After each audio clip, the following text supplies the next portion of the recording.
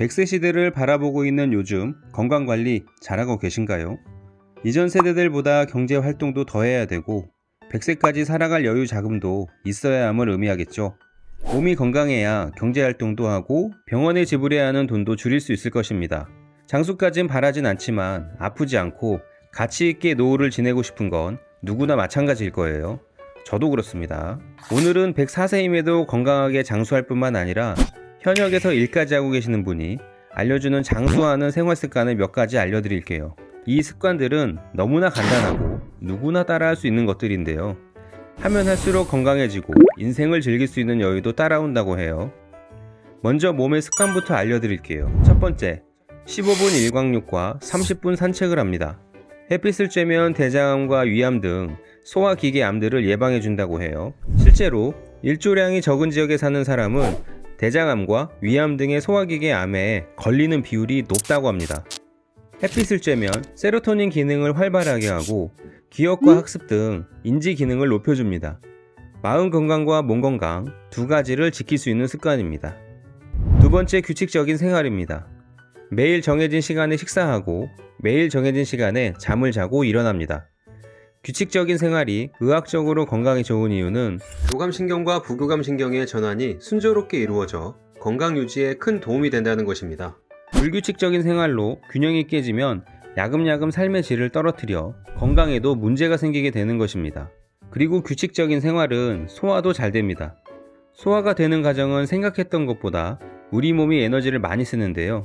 소화기도 식사 시간 전에 미리 소화액을 분비해 음식물이 들어올 것에 대비합니다. 반면에 식습관이 불규칙해지면 자율신경계가 혼란에 빠집니다. 위장에선 소화할 준비가 되어 있는데 음식이 들어오지 않는다거나 준비가 안 되어 있는데 음식이 들어오는 일이 반복된다면 자율신경의 리듬이 깨지게 되어 음식이 들어올 때 반응이 느려지고 결국 소화 기능은 저하되게 됩니다. 세 번째, 매 순간 내 등 모양을 체크합니다. 의자에 앉을 때나 잘 때 자신의 자세에 대해서 바른지를 늘 생각한다고 합니다. 잠잘 때 반드시 누울 때는 베개가 없이 눕고 몸을 옆으로 돌릴 때 베개를 사용합니다. 이렇게 하면 등이 구부정해지지 않습니다. 네 번째, 작은 목표로 시작합니다. 작은 습관이 결국 큰 변화를 가져오기 때문입니다. 지금 한 번 더 걸으면 100살 넘어서도 걸을 수 있습니다. 다섯 번째, 지나치게 몸을 아끼지 않습니다. 많은 환자들이 이분께 말한다고 합니다. 퇴직 후에 시골에 내려가 느긋하게 살고 싶다고.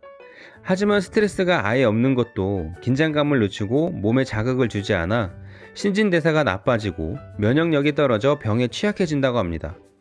뇌에 자극이 없으면 치매에 걸리기 쉽고 한가로운 삶은 규칙적인 삶을 무너지게 할 수 있습니다.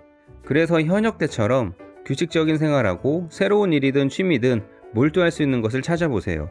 나이가 많을수록 몸을 편하게 두면 안 되고 하루 30분 이상 걷고 또 걸으셔야 합니다. 다음은 식사법입니다. 첫 번째, 채소부터 먹기 시작합니다. 혈당 조절에 좋기 때문에 식사할 때는 제일 먼저 채소, 생선이나 고기 등 단백질, 그리고 당질인 밥 이 순서대로 드시면 되겠습니다. 두 번째, 매일 고기를 먹습니다.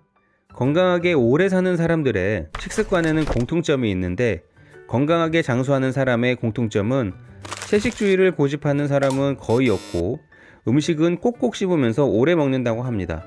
육류도 여러 부위를 골고루 섭취해야 하고 육류 외에도 등푸른 생선의 오메가3는 피로 물질을 제거해주니 꼭 섭취하시기 바랍니다. 세 번째, 매일 아침 올리브 오일을 섭취합니다. 단불포화 지방산 구조라서 오메가는 지방산 올레인산이 풍부합니다. 항산화 작용을 높여 암 예방에도 도움이 됩니다.